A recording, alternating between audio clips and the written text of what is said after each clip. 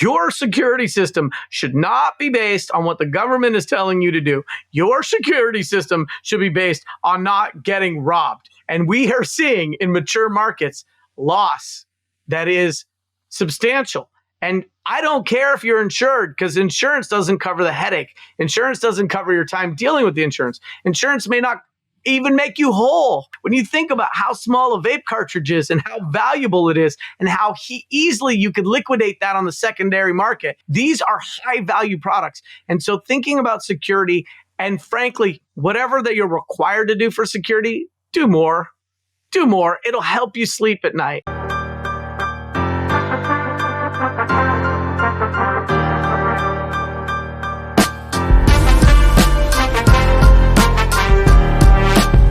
Welcome to How to Flourish in Cannabis. I'm your host, Brian Weber.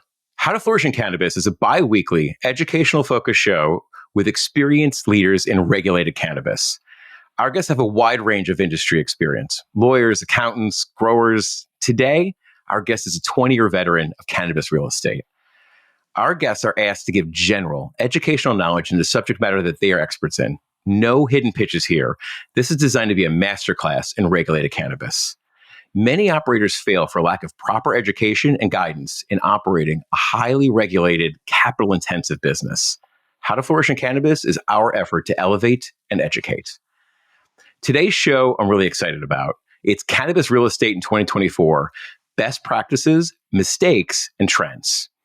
Our guest today is Yarrow Kubrin. He's a 39-year veteran of the cannabis industry in California, a second-generation cannabis cultivator. He has experience in legacy, medical, and regulated markets. He has current and former committee leadership positions with national, state, and local trade and advocacy organizations, including the NCIA, CCIA, amongst others. Yarrow is a verified social equity in San Francisco and Sonoma County. Yarrow has been in real estate as a financier for over 20 years, a licensed realtor for the past decade, and the past 7 years as a land use and zoning consultant.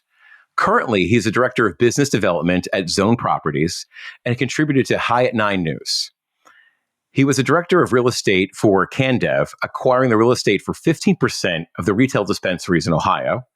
In his work at Special Teams Consulting, he focuses on cannabis real estate, due diligence, infrastructure evaluations, and acquisition and disposition of considerations. Yarrow, thank you for joining us today. Great to be here. Thank you, Brian. It's really an honor. Especially here in New Jersey and New York, land that is usable for cannabis operations is such a valuable commodity. There's so many questions about it, and it's the same all over the country as well, but especially, in my networking experience here.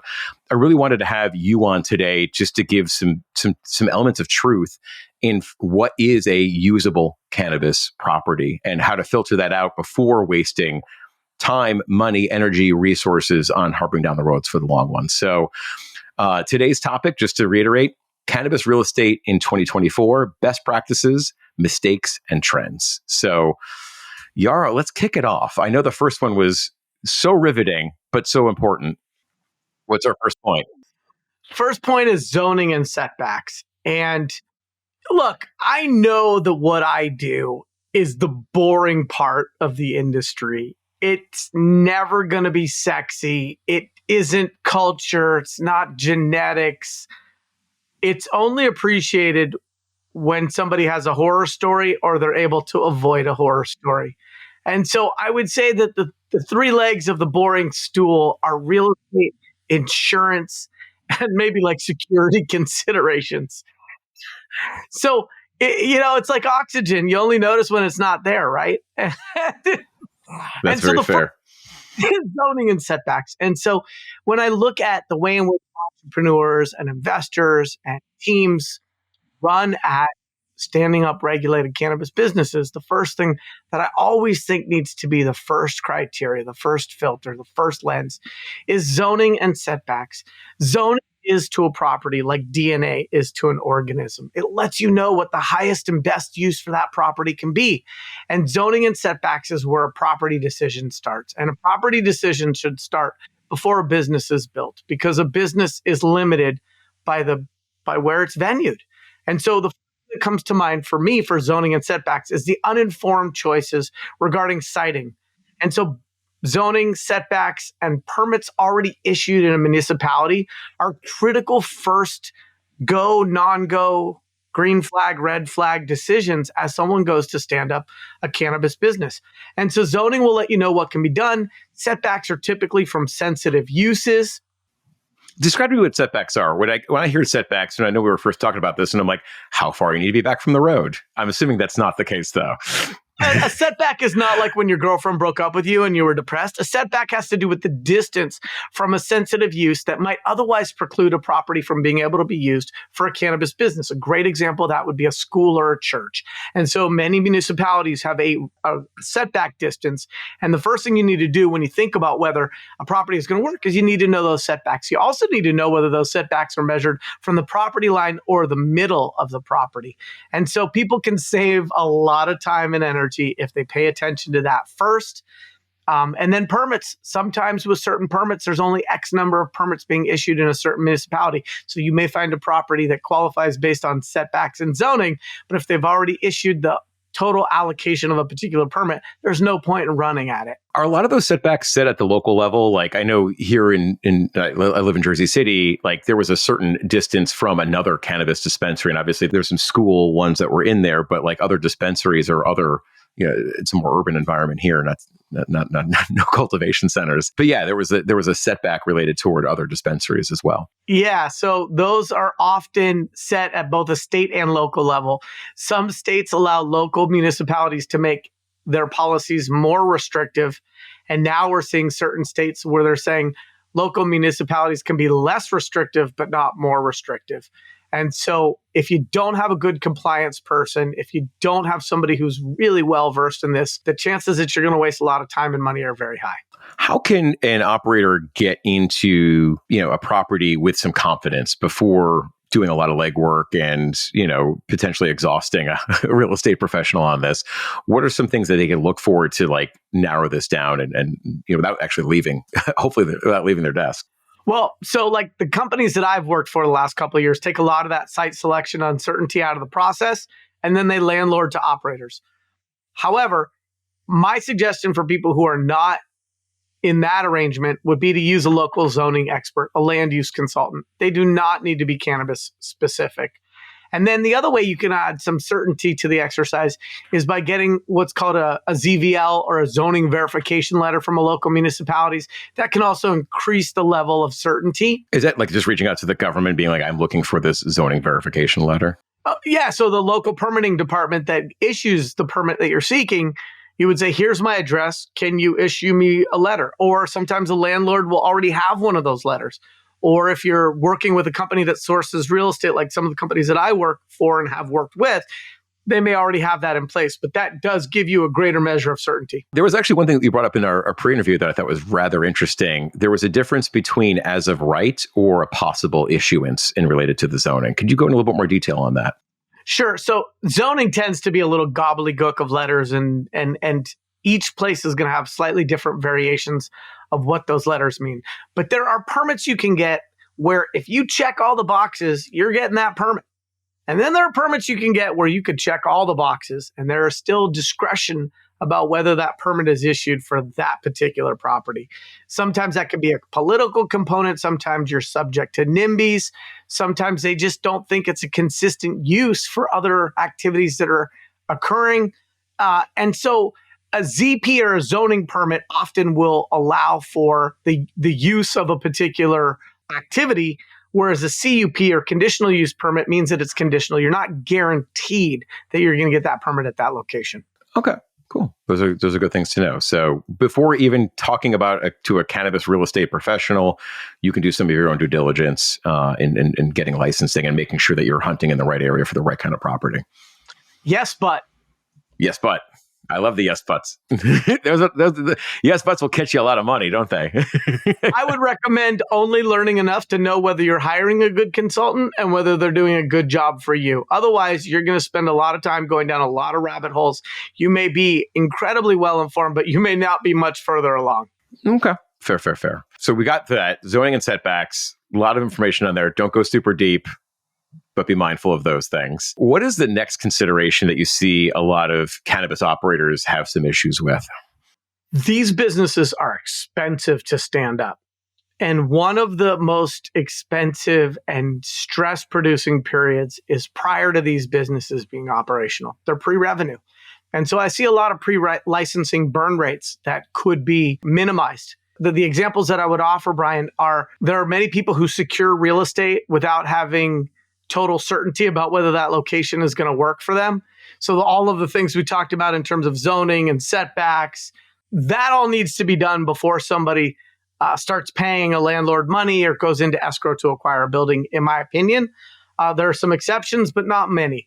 So not insisting on total site-specific certainty before spending money is a way in which people often, it just costs them more. And then there are some strategies around securing real estate. You need to understand if you're in a market where you need real estate to apply for a permit, or whether you apply for a permit and then you need to marry it to real estate. And both of those have issues. If you need real estate before you apply for a permit, then you have to actually pay to have some measure of site control over that property while you're in a permit pending status. And that permit pending status can take years. On the other hand, if you're in a municipality where you can apply for a permit, once you get a permit, then you're looking for the appropriate site. By the time you're looking for an appropriate site, the boardwalks and the park places may already have been secured by your competition, and you're stuck with Oriental Avenue. I love the Monopoly analogy. Yeah, like you don't want to make a lot of money on Baltic Avenue, though. No, you're not making money on Baltic. The purples and the light blues, no bueno. Yeah, you pass go, but so what? And so there's this constant challenge between spending too much to secure a site too soon versus if you don't secure a site soon enough, you could be radiused out by people who got better locations than you. And that's not as sustainable and as exciting as it could be. So there are different ways to secure property. One, for example, is to have a single fee that you pay somebody until you get your permit issued. And then that single fee, they're taking the ride with you in terms of the time and the uncertainty around how long it'll take until you know whether you're getting a permit or not. Another would be a stepped down or stepped up burn rate, meaning I'm going to give you X number of dollars today, and every month or every quarter that goes on, I'm going to give you slightly smaller or significantly smaller dollar amounts. Why? Because the longer it takes, the more I'm spending, the more consideration you're getting from me, and I don't even know if I have a business to run. The opposite is also true. You can say, hey, I'm going to give you just a little bit now, but the longer it takes, the more patient you need to be with me, the more money I'm going to give you. So step down, stepped up are ways to save some capital. There's also some hacks. If you can find a location that has a month-to-month tenant in it, then the landlord is already receiving rents and you don't have to pay the landlord to keep that location vacant. Another hack is to find a location that's owner-occupied. A lot of people are graying out. A lot of people are thinking about retiring. There's a world in which you find an owner-occupied property and you're like, great, you're running your vacuum cleaner shop and that's working for you. And my permits could take a really long time. In the meantime, run your business, operate your going concern. And if and when I get that permit, then I'm going to give you a bunch of money and I'm going to move in. Mm-hmm. It's all about the art of the deal, right? The negotiations, being careful with these people, making sure that your ends are covered and theirs ends are covered as well. And the art of the deal is an interesting paradigm because on the one hand, I think it's important to paint a measure of excitement without being a hype man. On the other hand, there's a lot of uncertainty, and to be able to communicate that as a rationalization or justification for why you're not just spending money needlessly, it's a delicate conversation to have. It's even harder when you've never met the person. You can't go out for a dinner. You're 1,000 miles away from them. How do you build trust with people? Traditionally, real estate transactions are really toe-to-toe, belly-to-belly, face-to-face, and people are breaking bread or they're finding ways to have a personal connection. That's very difficult when you are halfway across the country. Well, get on a plane, make it happen, knock on the door, find out what they like, make sure you show up with it. So I take notes. I like to know what kind of dog they have. What's the name of their dog? How many kids? If you can find a way to make a personal connection, the value of that is really hard to quantify. I was actually just going to ask you that. I'm like, what is a good takeaway point of how to break down some of those barriers and really connect with these people? And especially like New York area, it is so tough to find properties that, because this is going to be an area of concentric circles that you are trying to navigate through here. If you find a property that works, finding out what their dog's name is definitely a help on that one. I mean, look, I'm an acquired taste. I know I'm not for everybody, but I do my best every single day to be as authentic as possible because people smell a lack of authenticity quicker than anything else. And it can turn people off to something that would have otherwise been palatable for them and they might have said yes to. So I don't use scripts. I try to keep it real. If I'm having a good day, I share my wins. If I'm having a not so great day, I might even fetch a little bit. But I want to be authentic all the time because I'm trying to build trust. And the only way to do that, in my opinion, is authenticity. I like that. So take that for, all right. So mind out, be authentic, manage your pre-licensing burn rates. It'll cost you a lot of money if you do not. So there is that. The next one I thought was actually quite interesting. And I thought it was actually only for a certain subset of cannabis operators, but it's pretty wide. The third one, we're going to talk about utility needs. We can go back to our Monopoly example. We got Waterworks. Waterworks, Electric Avenue. Those are good. And if you have both of them, you get even more when someone hits on them. And you don't have to put any houses on those utility. Double the rent. Yeah, no houses. So I've been involved in a lot of land sales. And I come up with these little mantras for myself, like no water, no value for land or things like that. And when it comes to acquiring or leasing real property for a cannabis business, I'm always thinking about what is the limiting factor. And there's always limiting factors. Identifying what those limiting factors are and ascertaining cost to cure and time to address those limiting factors is where I think people win or lose. And so when I think about utilities, I really want to understand the power and water needs of my load calculations based on the size and design. And it's not just for cultivation. And so if someone's like, oh, I've got a 100,000 square foot building, great, a lot of square footage. How much power do you have? Oh, well, only enough to run 10,000 square feet of cultivation. Oh, but your design on your deck says you're going to run 50,000 square feet of cultivation triple tiered. Well, you don't have the electricity for that. And so if I think back in the lessons learned and the horror stories of where people have made mistakes, I think about desert hot springs where people got amazing cultivation permits, but the buildings that they acquired or leased and those burn rates, whether it was a mortgage or an investor or as a tenant, they had to wait for the electricity to be upgraded by the utility company off-site. And utility companies aren't known to move quick. I mean, maybe if you got a power outage in a bougie neighborhood, they'll help you get those power lines restored, but they're not upgrading a substation anytime soon. And so understanding the limiting factor on electricity is huge. And again, it's not just for cultivation. You've got extraction. You have to have robust HVAC. What about retail where you didn't calc in all the load for your security systems or electric locking doors? And so that goes to the load calc. If you don't have a load calculation based on all that you think you're going to use power-wise, you're probably going to get a coulda, woulda, shoulda, or you're going to saddle up to me and say, whoa, I learned a lot. Great, but at what cost? Could you have learned it a little quicker and a little less expensive? The other one that comes up for me is water. And a lot of companies, oh, I'm not doing cultivation. I don't need water. Yeah, but what about the fire sprinklers you're going to need to install in the ceilings? And let's not just talk about water. What's the size of the water main going into the street? What's the diameter of that pipe? So you have to build a water tower to be able to, to fund all this stuff as a queue. Oh my God.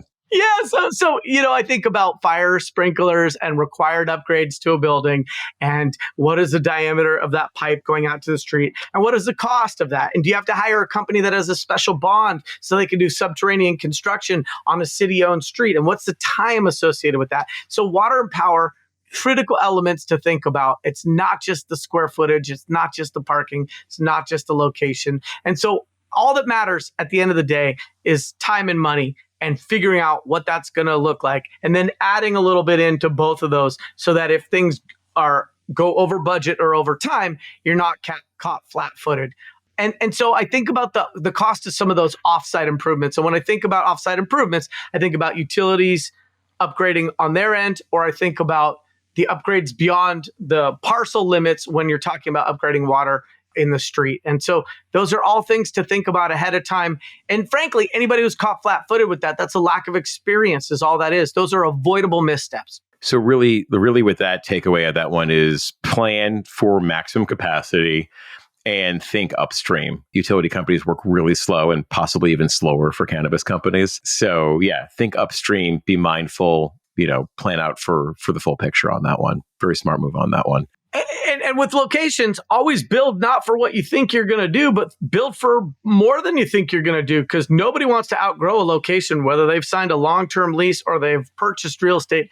Outgrowing a location, some people would frame that as, well, I was a victim of my own success. And that may be true, but you may also be a victim of short-term planning. Yeah, that's very true. Yeah, because then you're just stuck waiting for all the stuff to catch up, and you're stuck at a small facility on that. Speaking of facilities, let's talk about building needs. Build for your future use, not your present or intended short-term use. Space, power, floor plans. Think about a new build out versus renovating. In a lot of markets, you can go into existing facilities and just upgrade the technology, the functionality, the flow. Not everything needs to be built to suit and build from scratch. And so that's an opportunity in 2024. You can find some existing cannabis businesses that have the appropriate licenses and maybe have some antiquated systems. Maybe they're doing extraction with a methodology that doesn't allow you for the level of productization or that you could create now with the use of hydrocarbons or volatile organic compounds. And so I always think there should be a new build out versus renovate mindset. The other thing about building needs is, like, if you forgot to think about Americans with Disability Act, like, shame on you, because those are just typical commercial considerations. With the right team, the right advisors, the right consultants, those are all things that you should know ahead of time, going in eyes wide open. The number of people who acquire a building without getting a certified access specialist report to understand what they're going to need to do to upgrade that building in terms of Americans with Disability Act requirements, whether that's painting the parking lot, handicap parking spaces, wider doors for the bathrooms. These are all known considerations. They're avoidable issues. Costs you more on the front side, saves you a lot of heartburn and headache on the backside. I think about that. I also think about security design and the build out. And I think about that through a different lens than a lot of entrepreneurs and operators think about that through. Most people think, what am I required to do? Over-regulation. They're requiring me to put a camera ever X number of this, X number of that.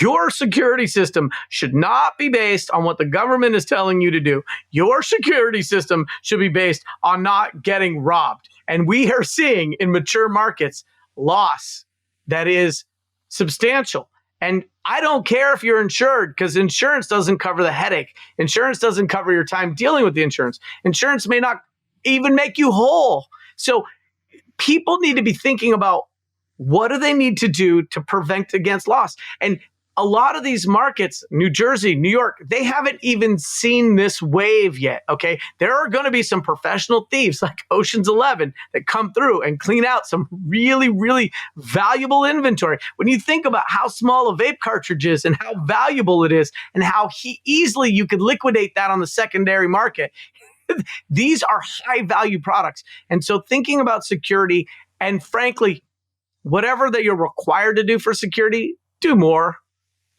It'll help you sleep at night. And so security, I think, is a huge thing. In terms of cultivation, I think of pre-operational contaminant testing. Pre-operational contaminant testing. Test the walls. Is there lead-based paint?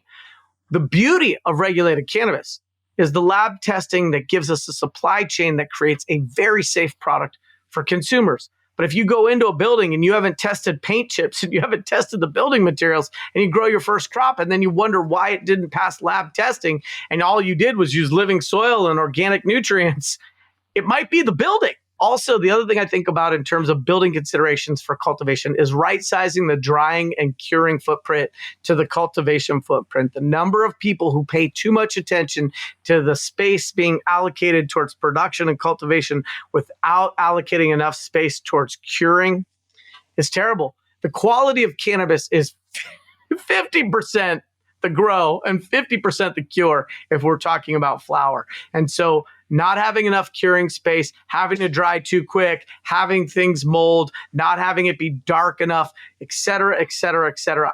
Always think about your drying and curing. The other thing I think about is propagation space commensurate with vegetation and blooming space. So obviously some places you're not allowed to make your own cuts, babies, propagate, starts, whatever you want to call it. But in other markets, you are. And if you're doing that, you're saving a lot of money by not buying those cuts from somebody with a nursery license. And so understanding your ratio of square footage for blooming, square footage for vegetation, and square footage for propagation. And having that be very well thought out is incredibly important. Some people bloom and veg in the same space, and there's nothing wrong with that. But these are not things to think about later. These are things. Yeah, those are things to be mindful about well in advance of what our workflow is, because it's like you are moving through a calendar of grows, and it's taking away from that grow time if you don't have that separate room.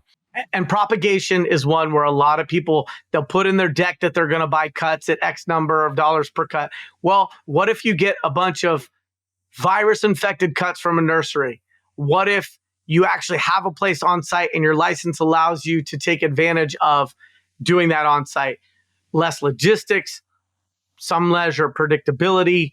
It's just things to consider as people allocate square footage. They should definitely be spending some time with a graph paper, understanding what they can do on site, and then figuring out how they optimize those operations for profitability. Wouldn't hurt to hire somebody who's done it a few times before either, right? Well, yes, but, and the yes, but is everybody's a master grower. Everybody is amazing at this. Everybody is amazing at that. Everybody's got a horror story about a consultant who oversold their capabilities and wasn't worth the money they received. And so it wouldn't hurt to hire a consultant if you do extreme due diligence on the consultants.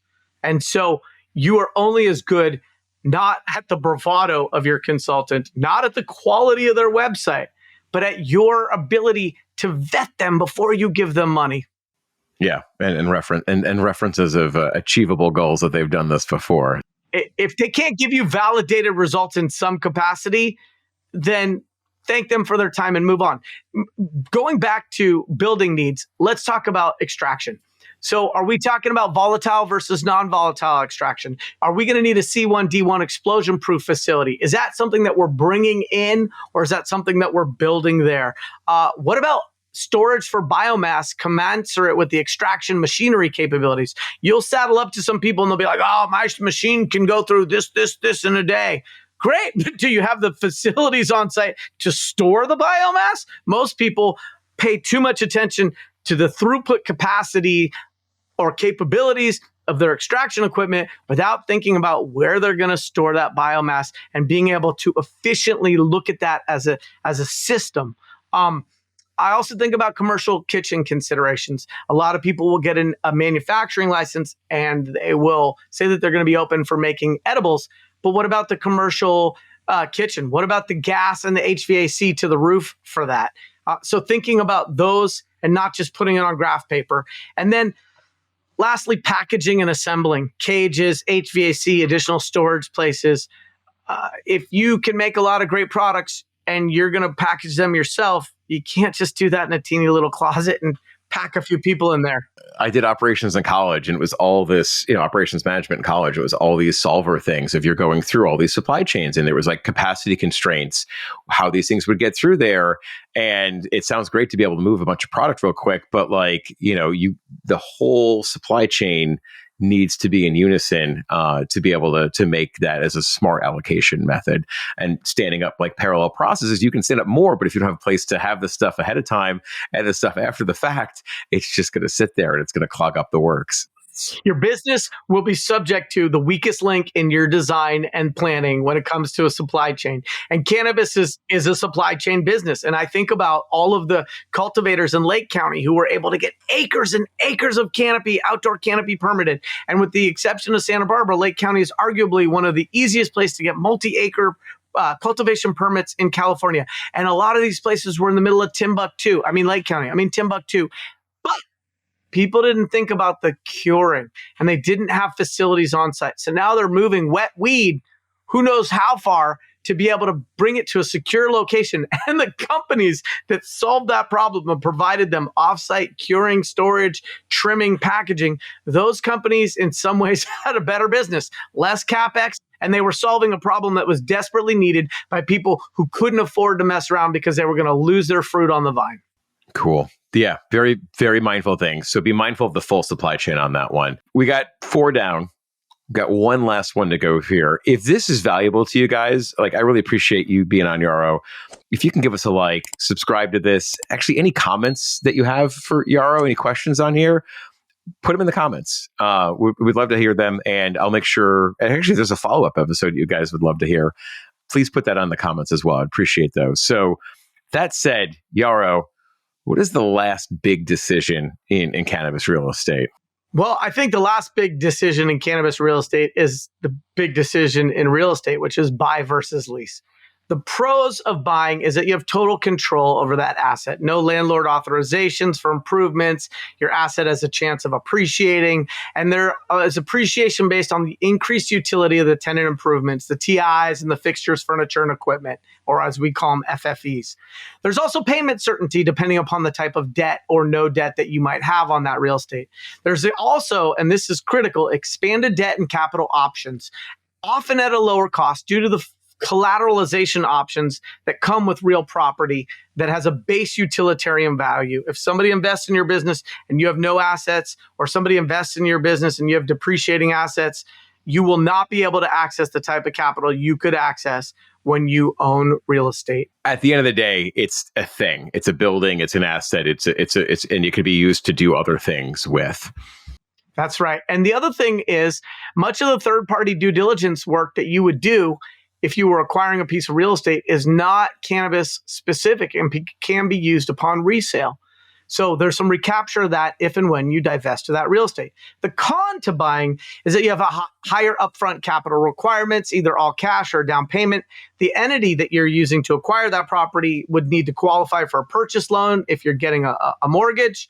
It's harder to exit a location than it is to exit a lease. It's less liquidable. Did I say that right? I think you got that one. Yeah, liquidable is a hard word. It's got some consonants in there that remind me of a Greek menu, but it's higher and more time-consuming due diligence expenses than just a lease.